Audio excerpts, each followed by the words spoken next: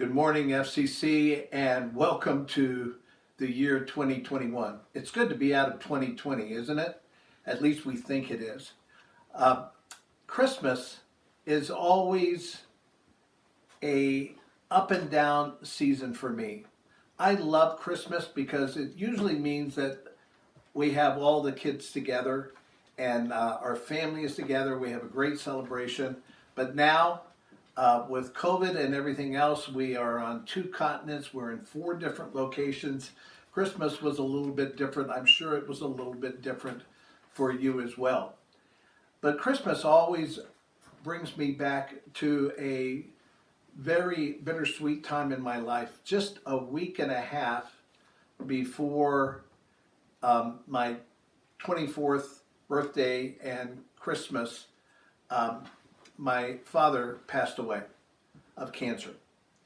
And I'll never forget one of the afternoons that I had, a cold winter afternoon. My dad was always surrounded by people that loved him. He was incredibly relational. And if it wasn't my mom or my sister or myself, relatives, there were friends always around. And during the last week and a half of his life, I never had a chance just to be with Dad alone until this one afternoon. My sister had taken my mom to go get something to eat. My dad was sleeping. He slept a lot during that time. And I was sitting at the foot of his bed when suddenly he woke up, motioned for me to come over. And so I got close to him and he took me by the hand. He looked me straight into the eyes and he said, "Roger, I want you to know there's never been a day that's gone by that I haven't been very proud of you." And I have to tell you, I could think of times when my dad shouldn't have been proud of me, but he convinced me at that moment that it was true.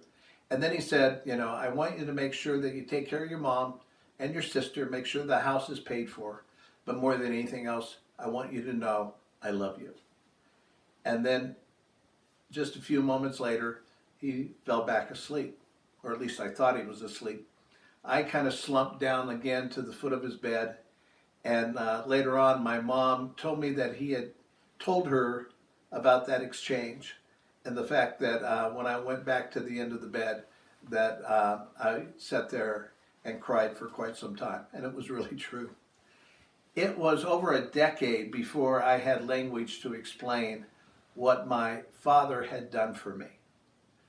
It was 13 years later that Gary Smalley and John Trent wrote the best-selling book, The Blessing, in which they covered the Old Testament practice that the patriarchs did. Abraham blessed Isaac, and Isaac blessed Jacob and Esau in that order.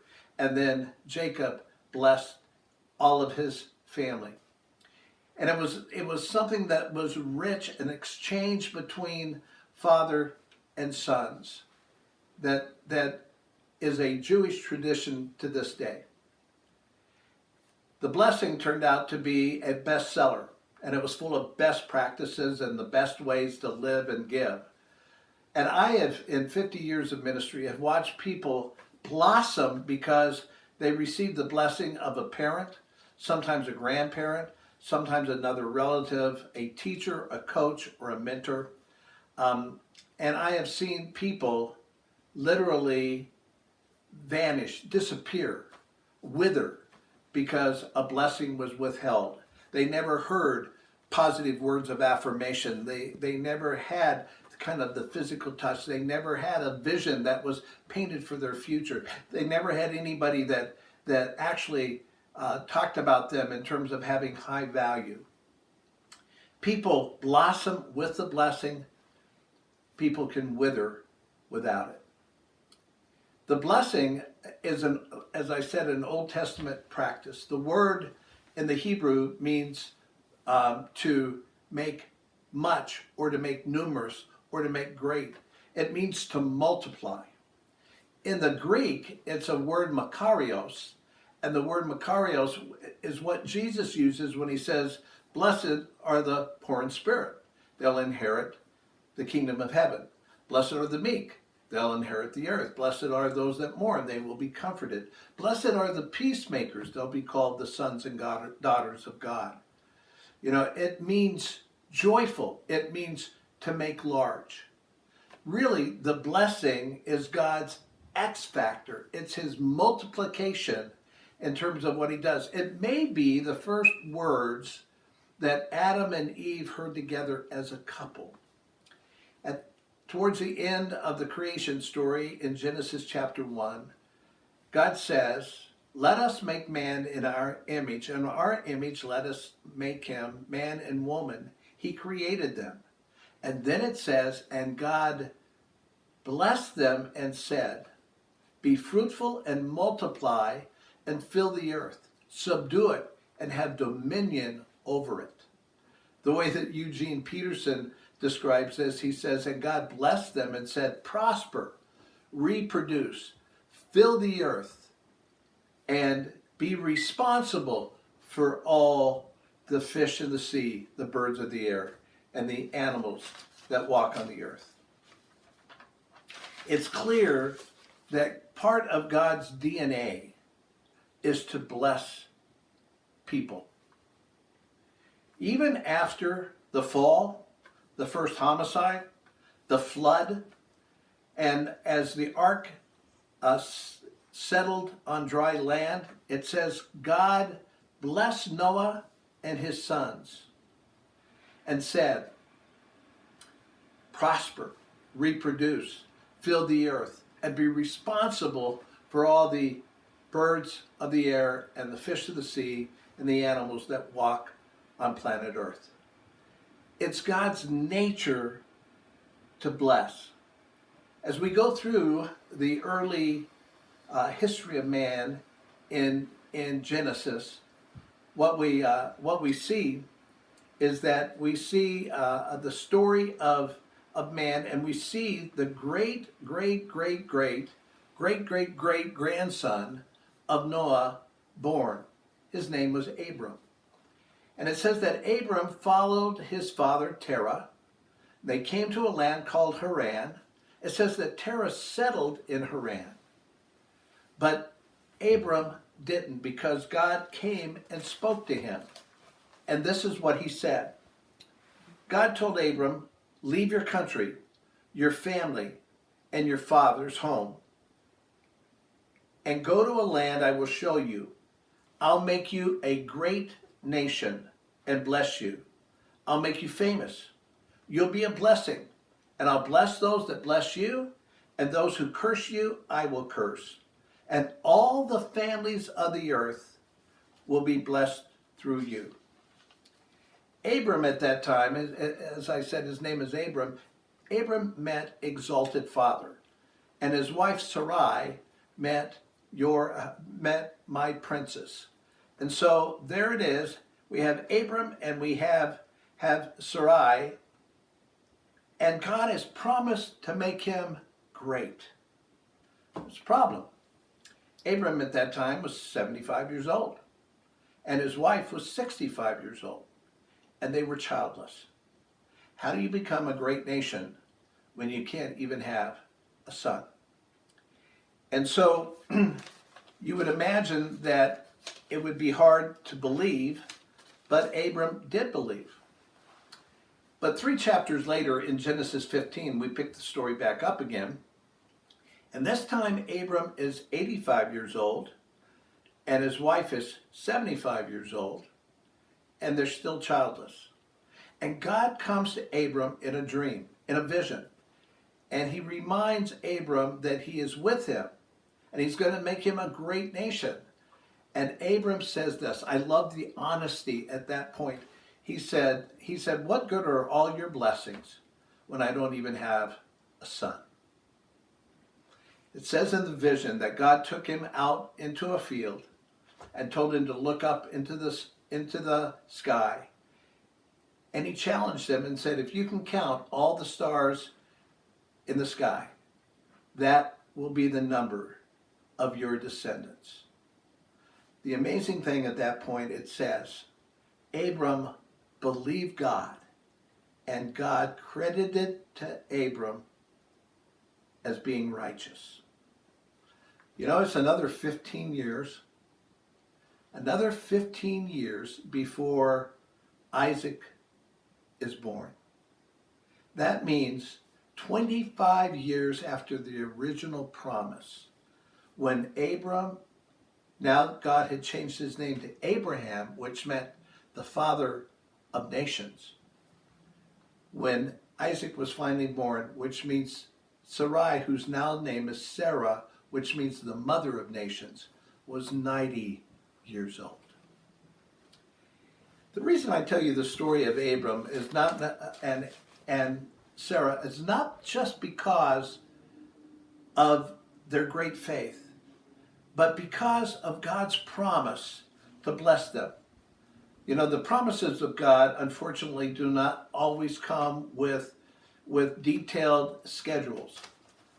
But the good news is that there is no shelf life to a promise that God makes.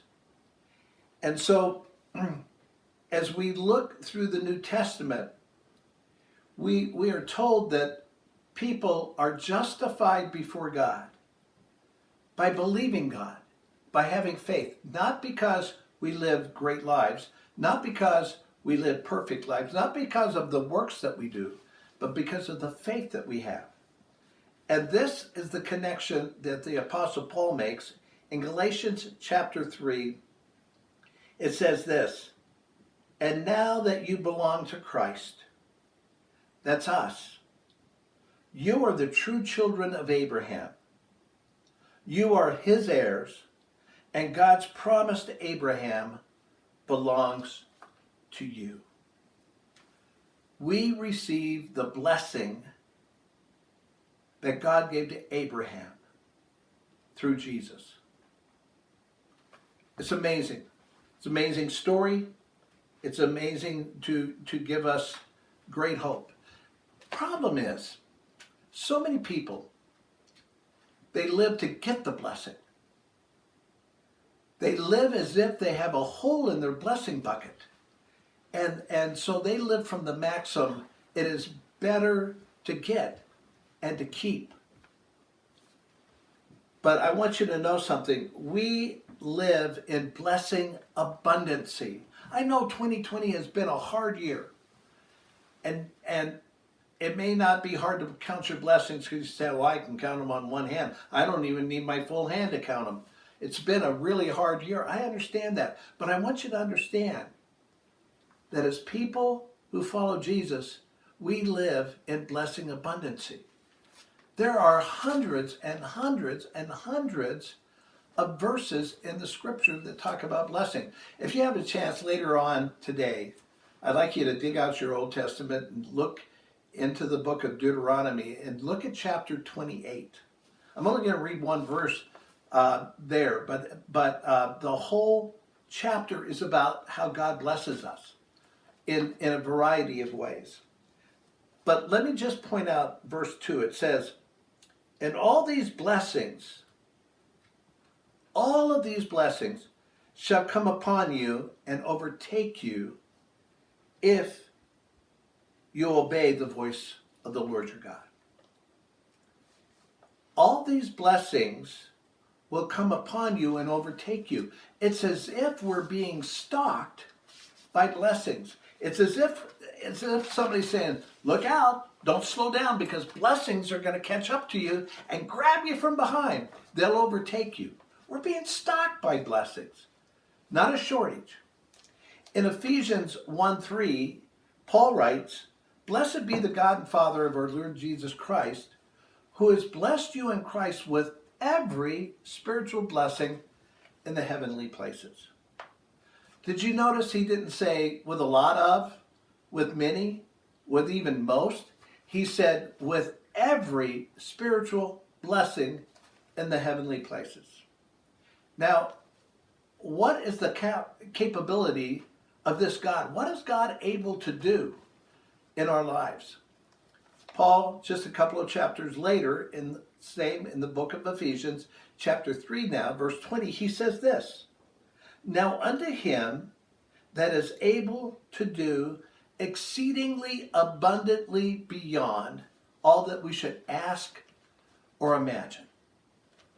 Do you see that word, that phrase, exceedingly abundantly beyond?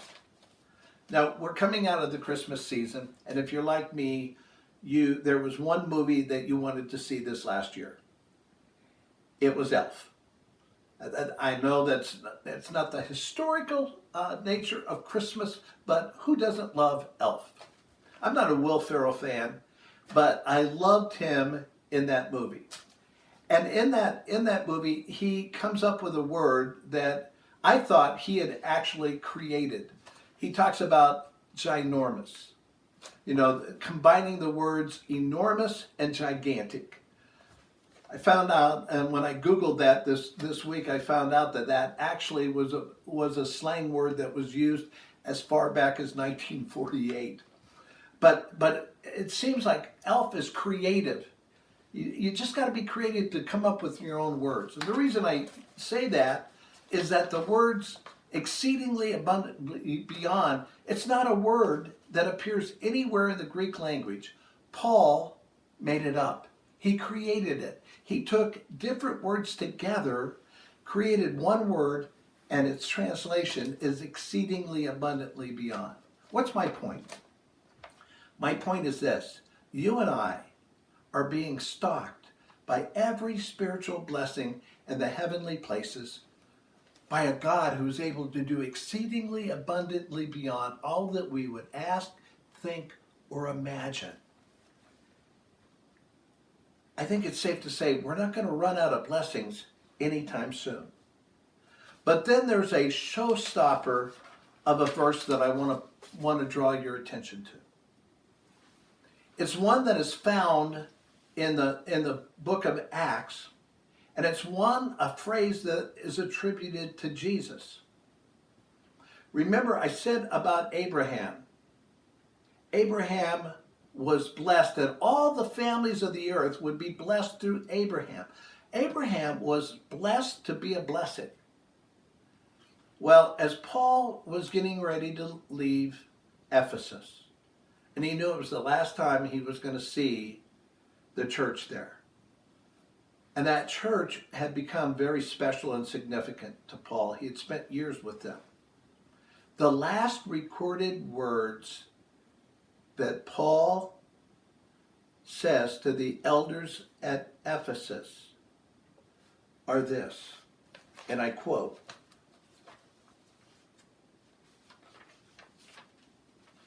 "You'll not likely go wrong if you keep remembering that it was our Master who said, it was Jesus who said, it is more blessed to give than it is to receive." Why does God bless us? Exceedingly abundantly beyond. Why does he continue to bless us, continue to stock us with blessings? Because he wants us to be a blessing to other people. Jesus has the same thing when he's getting ready to leave and ascend into heaven. And he's with his disciples.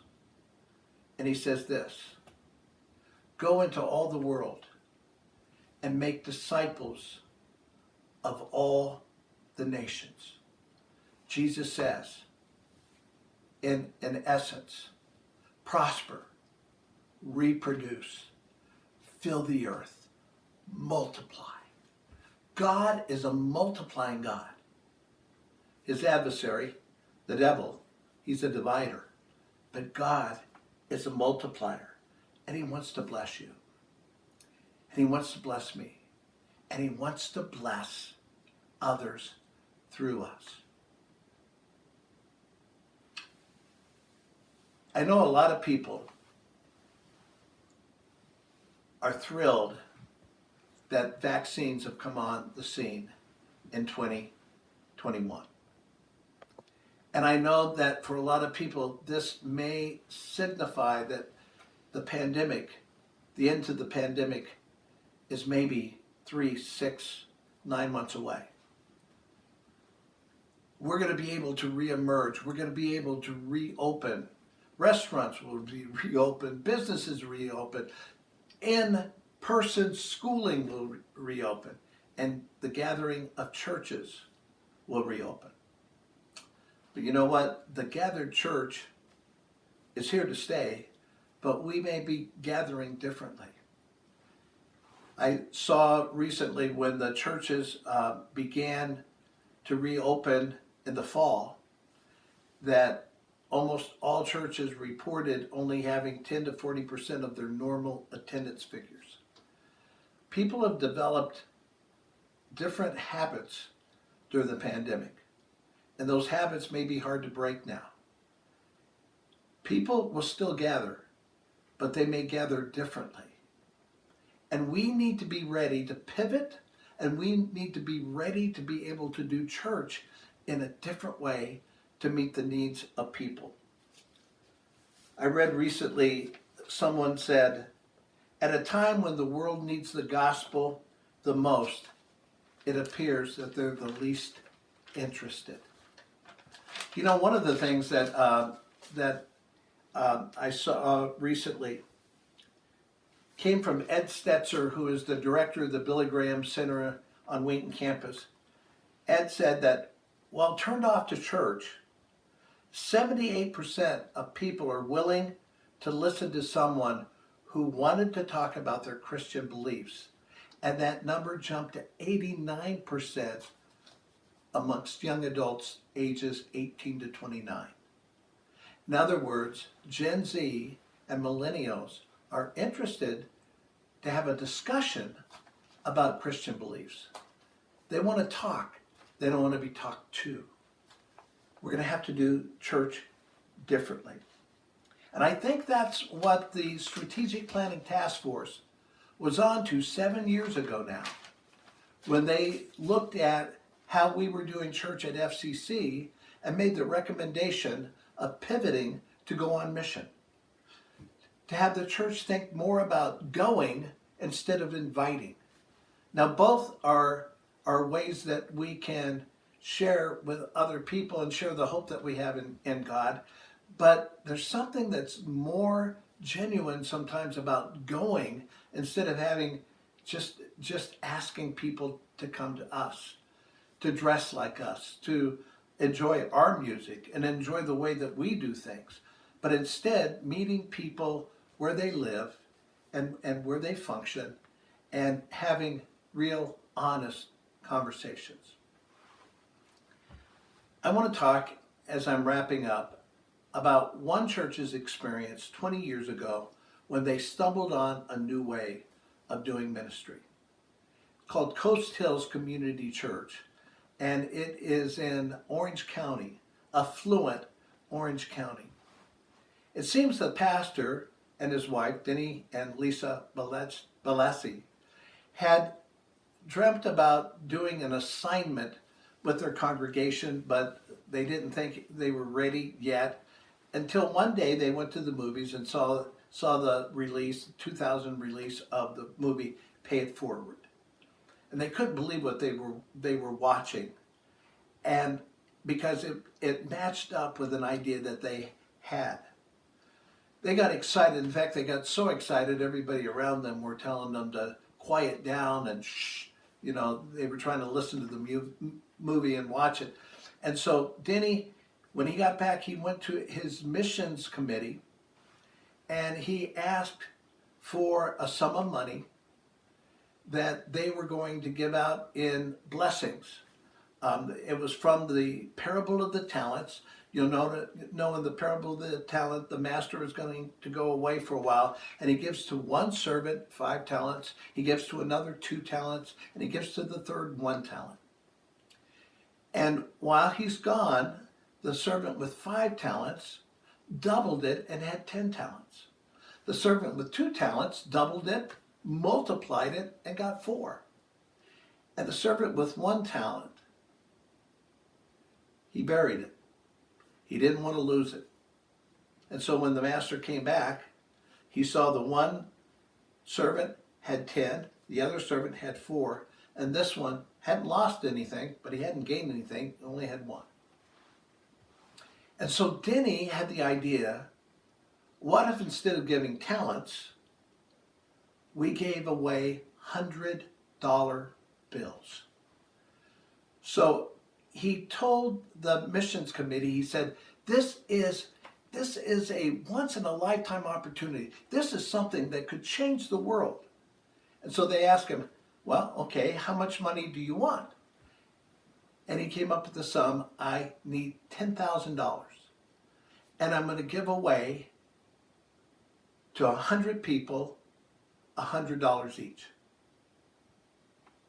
Can you imagine going to church? The story you're going to tell to maybe your buddy in the office the next day that, hey, I went to church yesterday and they gave me money. That's not usually the way it works. But anyway, so they did that. But there was a stipulation, the people who were part of what they called the kingdom assignment. The stipulation was simply this. You have to understand three things. One, the money belongs to God. Number two, it must be used for God's work. And number three, in 90 days, we're going to have a gathering and everybody who takes the $100 is going to give a report as to what they did with it. They were challenged not just to give the $100 away, but to figure out a way in which they could multiply, make great, make large, bless the community. They weren't told how. They weren't given ideas. They were just told, you can talk to your friends, you can talk to other people, you can talk to your neighbors. More importantly, pray and ask God, how could we use this money? Quite an experiment, right? Well, here's what ended up happening. That initial $10,000 in 90 days multiplied to over $100,000. And the people that got involved in that assignment said it was a life-changing experience. I want to tell you two stories. I could tell you dozens because this story has continued to multiply and impact churches 20 years later. In the year 2020, churches are still doing this. And so in one situation, there was a lady who lived in a very affluent home. Her name was Terry. Terry wasn't always like that. Terry and her daughter had actually, when she was much younger, had escaped an abusive relationship. Hardly anybody at the church knew Terry's story. And Terry said, that was a difficult time, but it wasn't even close to the heartbreak she had now. She had married a very godly man, his name's Steve, and Steve was losing his eyesight. He was a very successful lawyer, and Terry spent most of her days reading legal briefs to Steve, who still represented clients. So Terry leaves the church that Sunday afternoon, and as she does, she's got the $100 and she goes to a birthday party.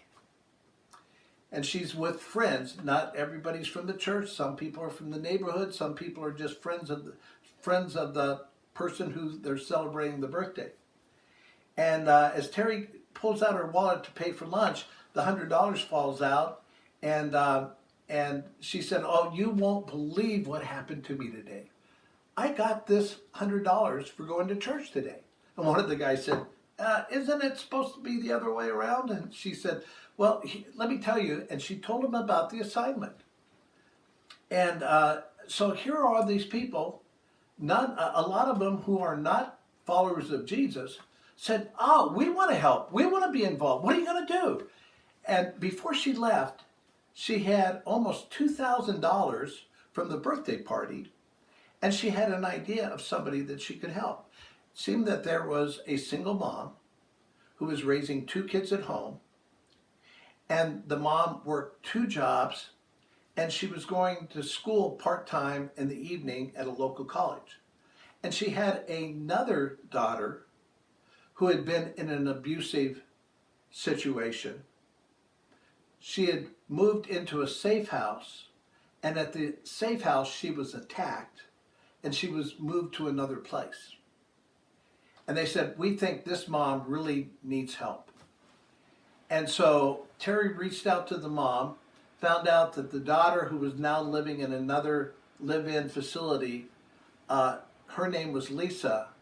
And Terry reached out to Lisa and said, invited her to lunch at her home.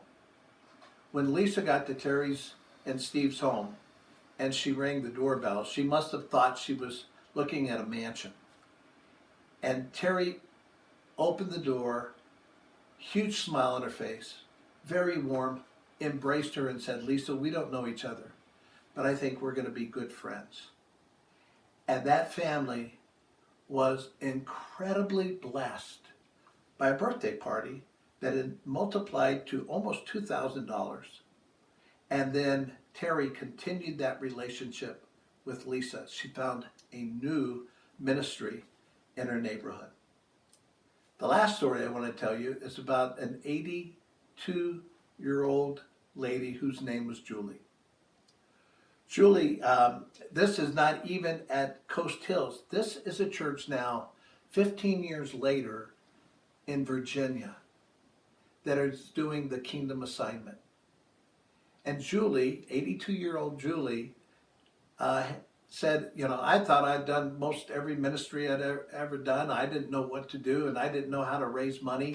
So she said, I had no idea, but one night it came to me. And she went to a local clothing store in town called Pebbles.